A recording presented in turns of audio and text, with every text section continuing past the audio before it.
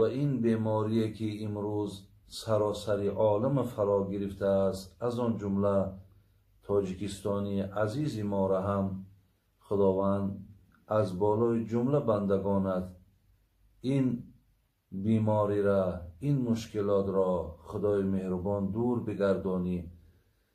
کسانی که از این بیماری گذشتند خداوند رحمت و مغفرتشون بگردانی. الحمدلله كما ينبغي لجلال وجهك وعظيم سلطانك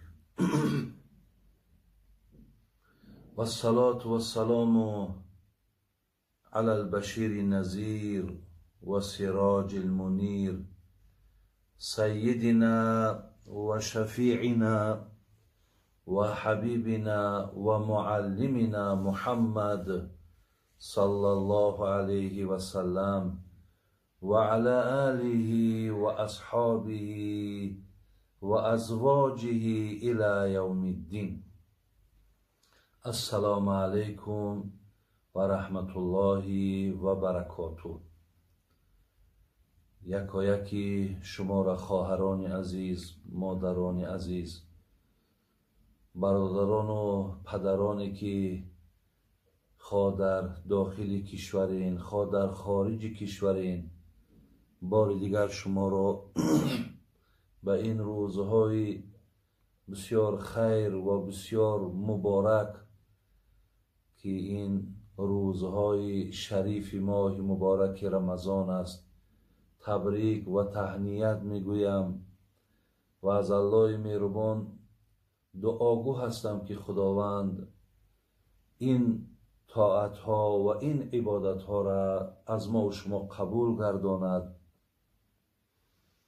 و از الله مهربان خواهان او هستم که میل و خواهش و تمنیات هایی که شما در قلب هاتون دارین خداوند با فضل و کرمش حاصل گردانم و از الله مهربان دعاگوی او هستم که خداوند این مشکلات و این درد و این بیماری که امروز سراسر عالم فرا گرفته است، از آن جمله تاجیکستانی عزیز ما را هم خداوند از بالای جمله بندگانت این بیماری را، این مشکلات را خدای مهربان دور بگردانی.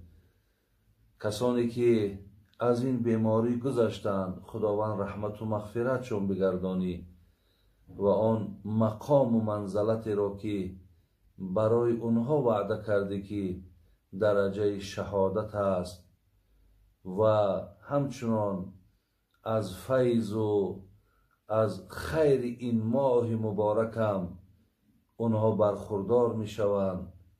خداوند اونها را به این منزلت و مقامشان برسانی و برخوردارشان بگردانی و کسانی که بیمار هستند خدای مهربان شفای کامل و شفای عاجلشان نصیب گردانی و کسانی که امروز بیمار نیستند خدای مهربان اونها را بیمار مگردانی و اونها را خدای مهربان در پناه رحمتت نگهبان باشی و از الله مهربان خواهان او هستم که خداوند این روزهای سخت و این ساعتهای مشکل را الله مهربان به روزهای خیر، به ساعتهای بسیار خوب مبدل بگردانی و الله مهربان دعاگوی او هستیم که خداوند برای کسانی که امروز دین تو را تبلیغ میکنند، سخن تو را به گوش مردم میرسانند و برای آن کسانی که این سخن تو را گوش میاندازند و قبول میکنند خداوند این زمره بندگانت هم در پناه رحمت و عصمتت نگهبان باشی.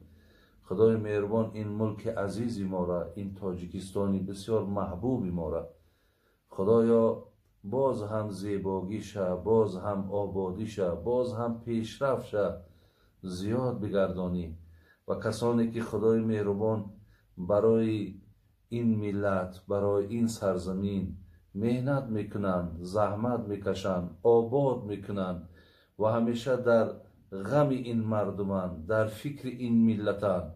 خدایا همگانشون در پناه رحمت و عصمت نگهبان. برادران عزیز و خیلی گرامی، خدا رحمت کند. شیخ سعدی را میگفت اگر بینی که نابینا و چاه است، دیگر خاموش بنشینی گناه است. این عزیز خدا میگوید وقتی میبینی وضعیتی که علال خصوص امروز آمده است و میبینی بعضی مردم در این وضعیت حقیقتا راهی نیک و درستی را و از عقلهاشون استفاده برده ایستادند و اختیار کردند و کسانی را میبینی که در این روزها سرسانند، سرگردانند.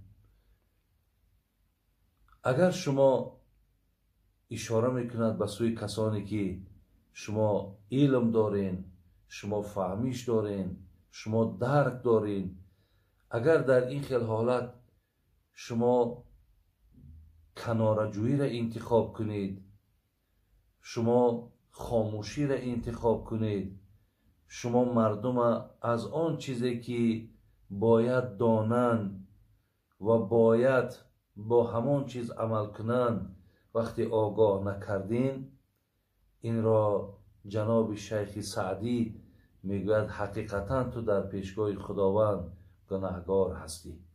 بله برادران عزیز و گرامی، حقیقتا خدای مهربان وقتی نعمت علم برای کسی میتید، نعمت عقل برای کسی میتید، وقتی وی از علمش، از عقلش برای دیگران اگر نرساند، حقیقتا پیش الله مهربان، پیش بندگان الله این آدم گناهگار حساب کرده می شود. خدا رحمت کند.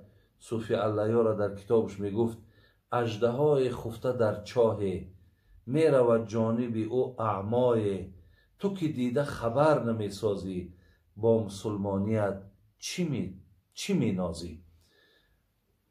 وقتی می بینی حقیقتا بندگان خدا احتیاج به نصیحت تو دارند، می بینی که مردم به مصلحت تو نیاز دارند و می بینی که مردم حقیقتا قدمشون قدم نادرست است، اندیشه هاشون اندیشه های نادرست است. اگر به شرطی که در این حالت هم تو دستگیری نکنی، برای مردم مصلحت نیک نتی، جناب صوفی علیه گفتن که به همین مسلمان بودن دیگر جای نازیدن نیست. یعنی هیچگاه تو حق نداری که از همین عنوان خیلی بالا، از این نعمت خیلی و خیلی با ارزشی که او مسلمانی است، او مؤمنی است، میگه تو حق نازیدن نداری. زین لحاظ برادران عزیز، منم از این سخنهای عزیزان خدا قبلا که برای شما گوشزد کردم، خواستم از دانش، از علم که برخوردار هستم در این روزهای بسیار بسیار وزنین و مشکل برای شما مصلحت دادنی هستم و برای شما گوشزد کردنی هستم تا برادران عزیز در این روزها باید که ما چگونه باشیم، در این روزها باید که ما چی کارها را انجام دهیم. زین لحاظ بسیار از شما خواهش میکنم، به خدای مهربان قسم همه شما را ما دوست میداریم، همه شما برای ما و شما عزیز هستین. زین لحاظ هر چیزی که میگویم به خاطر خدا هست، هر چیزی که میگویم میخواهم که شما از او پیروی کنین تا از اجر، از پاداش شما بی نصیب نگردین.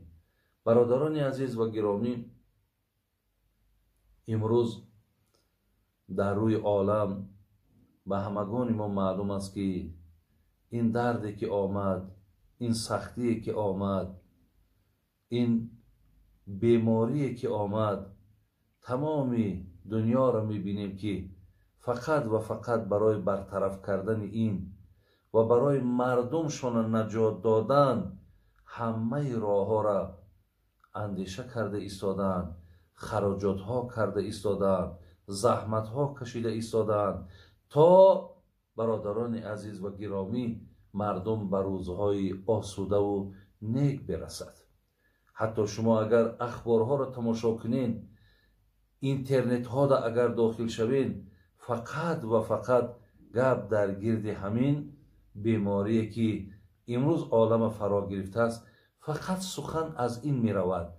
دیگر تمام آن برنامه هایی که قبلا پیش از این بیماری بود بینه که دیگر چیزی از یگان دولت دنیا شنیده نمی شود. فقط و فقط ما در گرد این مصلحت ها می شنویم، ما در گرد این چاره هایی را که هر یک ملک کرده ایستادن اینها را می شنویم. ولی حقیقتا امروز هم هر کی در کدام ساحه‌ای که باشد برای دور کردن یا برای پیش راه این بیماری را گرفتن چاره ها می جویند، خراجات ها می کنند. من در اخبار دیدم که تا 7.5 میلیارد یورو مملکت ها جدا کردند تا برای این بیماری واکسین سازند، داروی سازند تا مردم از این درد نجات بیابد.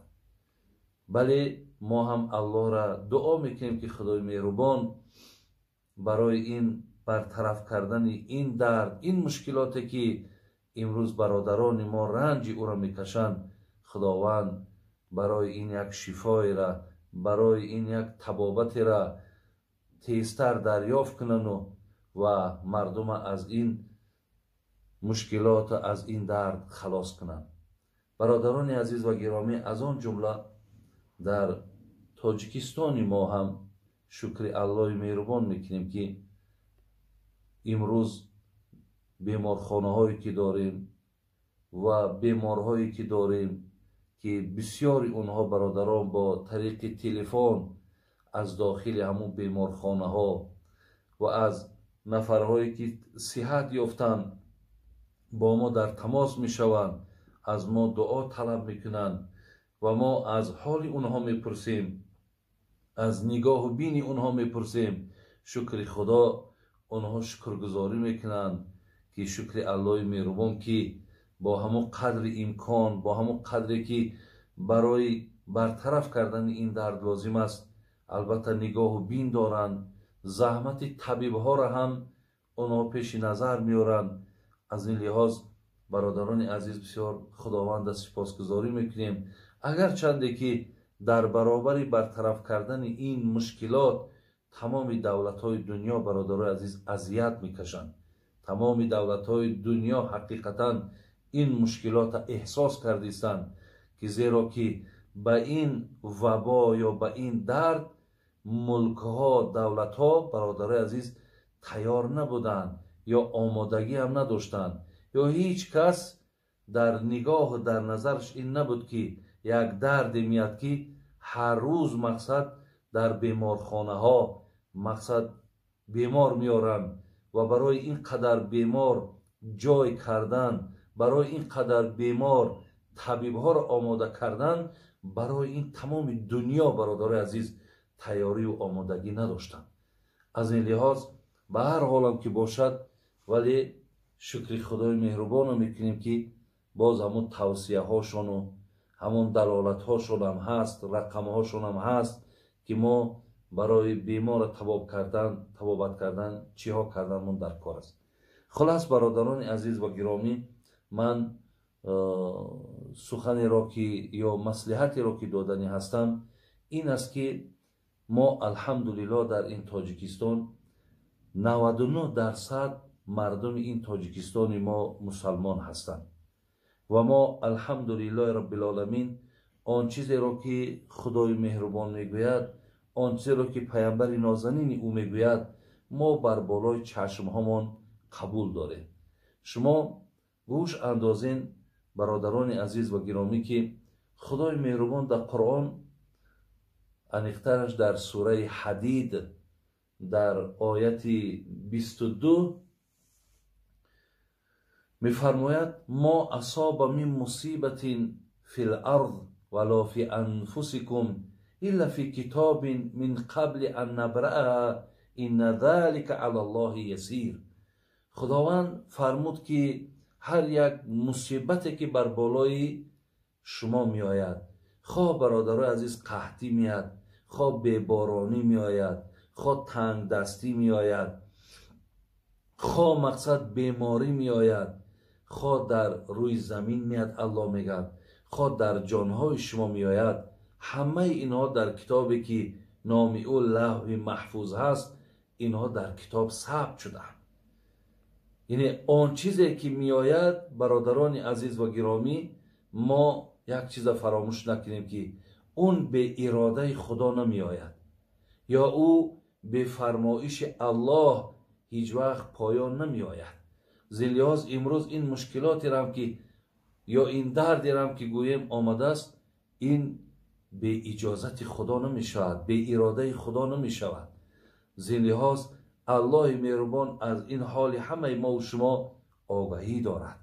در این صورت برادران عزیز، وقتی که این درد از نزد خودش باشد، این سختی با اراده او باشد، ما باید در برابر این چی ها کردن من در کاره؟ ما در برابر این برادر عزیز یک چیزا صبر میگن، صبر میگن و شکرگزاری میگن. برادر عزیز و گرامی، کلمه صبر در قرآن 103 بار آمده است. 103 بار بینین واژه صبر در قرآن گوشزد شده است و بسیار گویم یک جای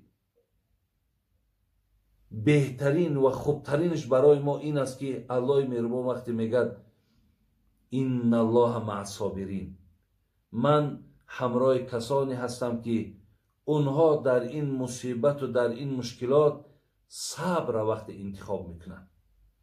الله را بین در دیگر آیت چی میگه؟ این الله یحب الصابرین. خدای مهربان میگه من صابرها را دوست میدارم.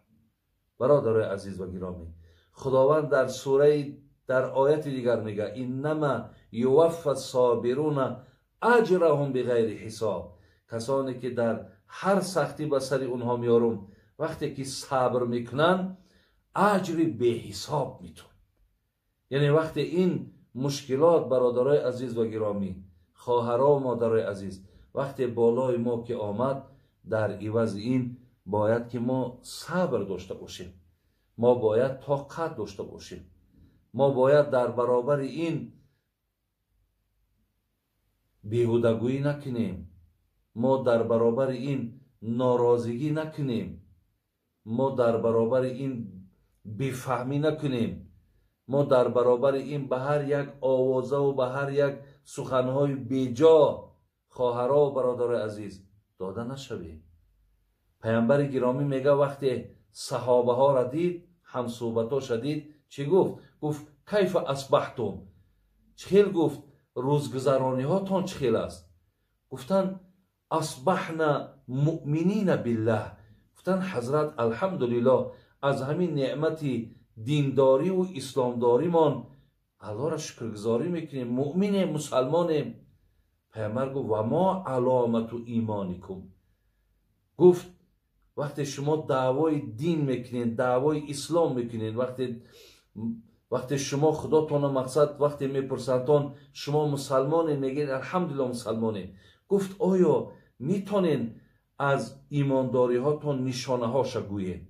ایمانداری و اسلامداری گو نشانه داره. نشانه ایمانداری شما چه است؟ برادر عزیز اونا چی گفتن؟ گفتن نصبرو علی البلا نشکرو علی الرخا نرضا بالقضا.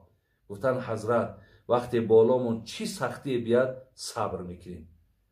دو، هرگاهی که خدا یک شرایطی خوب اگر فراهم آورد در او شکرگزاری میکنیم. و نرضا بالقضا، چیزی در تقدیر ما باشد در او راضی. پیامبر گرامی چی گفت؟ انتم مؤمنون حقا. گفت حقیقتا شما مؤمنهای کامل هستین. زین لحاظ خواهرها و مادرها، ما اگر از زمره مؤمنهای کامل شدنی اگر باشیم، ما باید در این لحظه گفتی پیامبر نازنین باید صبر داشته باشیم، باید شکرگزاری کنیم، باید به هر یک هنگامه ها هست اینجا در هر خیل آوازه های دروغ است. امروز میبینید چی سخنهای را بسیار برادرای عزیز به این چیزها داده نشوین. علال خصوص همین بسیارتر همین شبکه ها را میبینی، هر یک دروغ ها، هر یک مقصد سخنهای به اساس در رسانه هاشون مثال گفته میگذارن که مردم ما بسیارش به اونها دادن خیالی اونها که همین رسانه ها همه شکل دیگه حقیقت دارد. نه برادرای عزیز، حقیقت فقط سخن الله است، حقیقت سخن پیغمبر نازنین است که ما مثال در اینها حقیقت در اینجا است. حقیقت از او شبکه ها و از او مقصد کانال ها و از او گفته هایی که مثال بسیارشان یقین است که اونها غرض دارند، اونها بدبین هستند. در این خیل حالت برادرای عزیز و گرامی انسان باید هنگامه نکند. انسان باید که هر یک گونه مقصد مردم در تهلکه و در ترس ناندازد. پیامبر گرامی وقتی بیمار خبرگیری میرفت میدانست که وی هلاک میشود، لیکن چی میگفت؟ میگو از خدا امید است که ان شاء الله تو شفا میابی.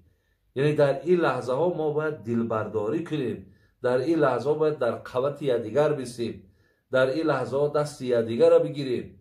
این روزها برادرای عزیز و گرامی همین روزها هست. در یک آوازه ها و در هر یک هنگامه ها ماها باید برادرای عزیز داده نشویم. من یک قصه میارم، بعدا خدا خواهد با همین سخن من انجام میتم. میگه قصه هست به نام حضرت موسی و کشاورز. میگه بار حضرت موسی به الله مهربان مراجعت کرد، خدایا داری بنده ای را که دوستش بداری، داری بنده ای را که در پیش تو محبوبیت داشته باشد. الله مهربان به حضرت موسی اشاره کرد که به فلان صحرا میروی، در اونجا یک کشاورزی است، انمون کشاورز محبوبی من است، انمون کشاورز نفری است که من او را دوست میدارم. حضرت موسی میگه وقتی به اون وادی آمد، کشاورز دید بیل در دستش زمین میگرداند. بعدا همین زمان میگه حضرت جبرائیل نازل شد و گفت موسی انمون بنده را که الله میگوید دوستش میدارم، محبوبیت دارد در پیش من، قیمت دارد، قدر دارد، انا همین بنده ای هست که امروز بیل در دستش زمین میگرداند و کشاورزی میکند، دهقانی میکند. حضرت موسی گفت این از کدام جهت این مرتبه و مقام و محبوبیت پیدا کرد؟ میگه جبرائیل گفت که الحال گفت یک دم صبر کن، حاضر الله مهربان بر بالاش یک آفت میارد، ببین که در برابر همون بلا این بنده خدا چی عکس العمل نشان میدهد. یک زمانی میگه صبر کردن که این مرد کشاورز این مردی که بیل میزد، بیلش در زمین ماند و در جاش نشست و در مناجات در آمد، گفت خدایا تا امروز تو چشم بینام داده بودی و بیناگی من دوست میداشتم، امروز که اکی دو چشم نابینا کردی که دیگر من پیش من نمیبینم، یعنی در زمان خدا بیناییش گرفت. گفت دیگر چشمام نمیبینه، مادام بینایی من که دوست میداشتم، همین نابینا شدن من دوست میدارم، زیرا که تو دوست داشتی که یک زمان بینا بودم امروز نابینا باشم، همین را دوست میدارم. حضرت موسی میگه نزدش آمد، فهمید که این بنده در مقام رضا ایستادگی. یعنی برادرها وقتی انسان در برابر مصیبتی که خداوند بالاش میاره وقتی رضاگیش اعلان میکند که خدایا تا دیروز صحت بودیم، سلامت بودیم، آسوده بودیم. امروز که همون صحتی رفت، امروز که همون آسودگی رفت، امروز که رنج آمد، در اینش هم خدای مهربان راضییم. چیزی که تو میخواهی ما در همون راضییم. این بنده هم همون سخنه گفت. این هم مقامی رضایت میگن. حضرت موسی گفت، بنده خدا گفت من پیامبر هستم، من حضرت موسی هستم. اگر خواهی دعا میکنم، دعای پیامبرا اجابت میشوند. خداوند با همون بینایی که داشتی با برای تا عطاش کنه. میگه بنده گفت که حضرت موسی گفت آن چیزی را که خداوند برای من دوست داشت، آن چیزی را که خدای مهربان برای من عیب دید، من دوست نمیدارم آن چیزی را که خودم دوست بدارم. یعنی من رضا هستم در آن چیزی که الله من رضا هست. برادرای عزیز و گرامی، امروز هم عیناً ما در آن چیزی که الله مهربان رضا هست، در آن چیزی که خدای مهربان بر بالای ما، که چگونه در آیت قرآن که آل من زمین ناآفریده، انسان ناآفریده، مصیبت را ناآفریده، الکی این روزها و این ساعتها را من در کتاب لوح محفوظ ثبت کرده بودم که این روزها را شما باید که ببینید.